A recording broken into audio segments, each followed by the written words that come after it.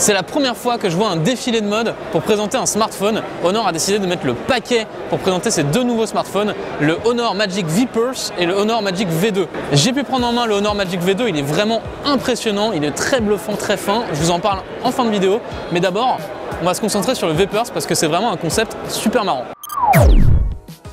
Alors, on va commencer par le nom V Pulse, ça veut dire quoi? Ça veut dire qu'il est pliant en V. Et Purse, ça veut dire sac à main en anglais. Alors faut garder à l'esprit que c'est un concept phone, on va pas pouvoir l'acheter tout de suite. C'est plutôt Honor qui veut montrer l'idée qu'ils ont du smartphone du futur. Techniquement, ça va ressembler un petit peu à un Huawei XS2. On va avoir un seul grand écran qui est tout le temps visible. C'est-à-dire qu'en fait, soit il va être en position dépliée, carré, façon fold, soit il va être replié autour du corps du smartphone et on va le voir d'un côté comme de l'autre. Évidemment, pour faire un sac à main, il faut une lanière et donc Honor a présenté toute une gamme d'accessoires qui vont avec. On a une chaîne, on a des perles et on a une lanière en cuir. Lorsqu'il est replié, le Honor V Pulse, c'est là où il ressemble le plus à un sac à main et donc l'écran va afficher des petits designs sympas pour habiller le tout et pour que ce soit joli, pour que ce soit glam, pour que ce soit fashion. Par contre, la batterie, Honor n'a même pas communiqué dessus, donc on imagine que voilà, ça va être un peu compliqué.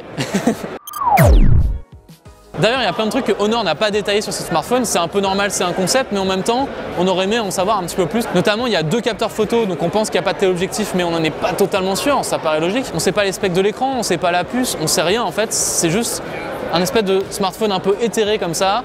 Et donc peut-être qu'un jour, il y aura un Honor V Pulse version commercialisable, mais là pour l'instant, c'est plus un truc pour montrer les muscles et montrer, regardez, on sait faire du smartphone pliant qui tabasse, qui est super beau et qui donne envie d'être acheté. Bon, c'est bien le Honor V Pulse, mais comme vous l'avez compris, on ne peut pas l'acheter, on ne peut pas vraiment dire que c'est un smartphone commercialisable, donc on va s'intéresser au Magic Honor V2 qui est ici avec moi, qui est là pour le coup un smartphone qui est prévu pour sortir en Europe, on ne sait pas quand, mais ça va venir. Son plus gros point fort, c'est sans aucun doute sa finesse.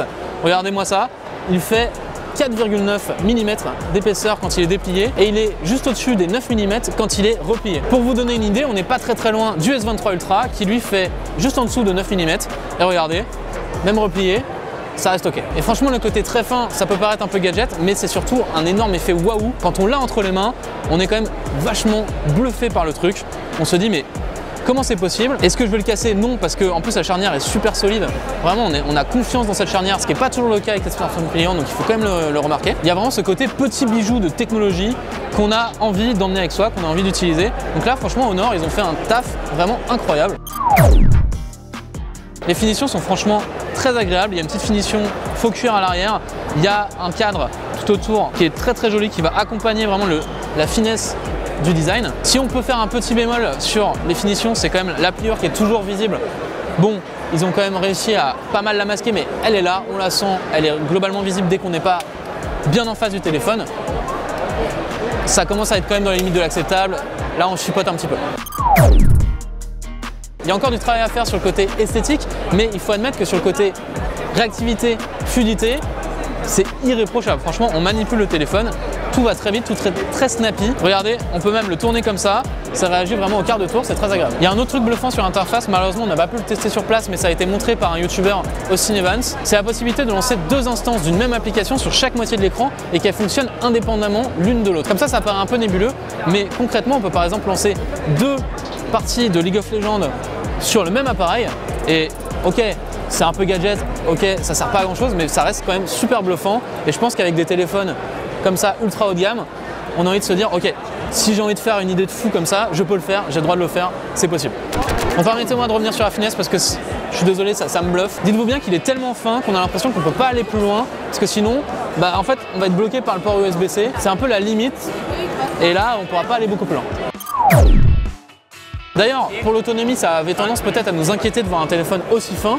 Figurez-vous qu'ils ont quand même réussi à mettre 5000 mAh là-dedans, ce qui est quand même plus important qu'un Galaxy Z Fold 5 qui est pourtant plus épais.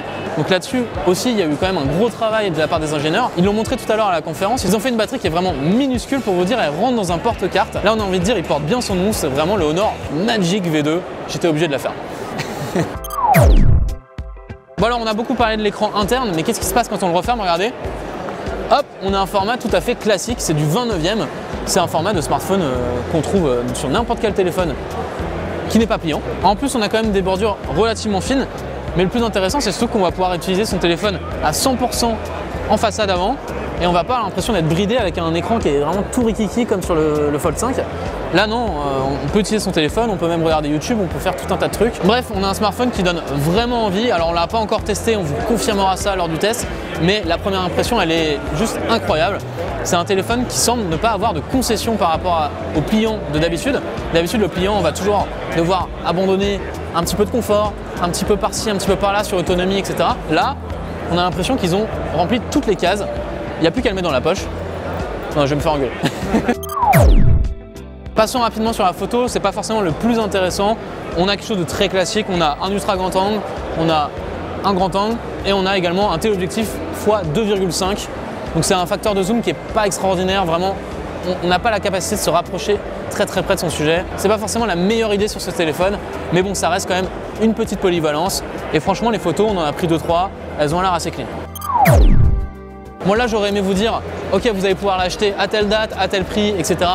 Malheureusement, Honor n'a pas encore communiqué ni de date de sortie, ni de prix, donc on est dans le flou total là-dessus. On espère qu'il sera un petit peu moins cher que le Samsung, histoire de faire descendre un petit peu les prix des pliants, mais en fait on n'en sait rien. Pour la disponibilité, la seule chose que je peux vous dire, c'est que l'année dernière, ils ont présenté à l'IFA un smartphone pliant en disant il arrive, et en fait on a attendu des mois, il a fallu attendre avril ou mai je crois pour qu'il arrive en France. Donc là on espère qu'ils vont quand même se bouger et que voilà, dans quelques mois on pourra mettre la main dessus, le tester et vous dire si ça vaut le coup ou pas. Voilà, c'est tout pour ces nouveaux smartphones pliants chez Honor et soyons clairs, c'est quand même très bluffant. On a très hâte de mettre la main sur ce téléphone et on a très hâte de voir ce qui nous prépare pour la suite. Ce qui est sûr, c'est que Honor, là, ils sont tout feu tout flamme, ils ont le champ libre face à eux. Oppo ne vendant plus de smartphones en France, eux, ils ont toute la latitude pour prendre la place, pour prendre la relève et on sent qu'ils sont chauds patates. Si vous êtes encore là, merci beaucoup d'avoir regardé cette vidéo. N'hésitez pas à mettre un petit commentaire, nous dire ce que vous en avez pensé, à vous abonner, vous connaissez. Moi, je vous dis à très bientôt chez Frandroid. Plein de bisous.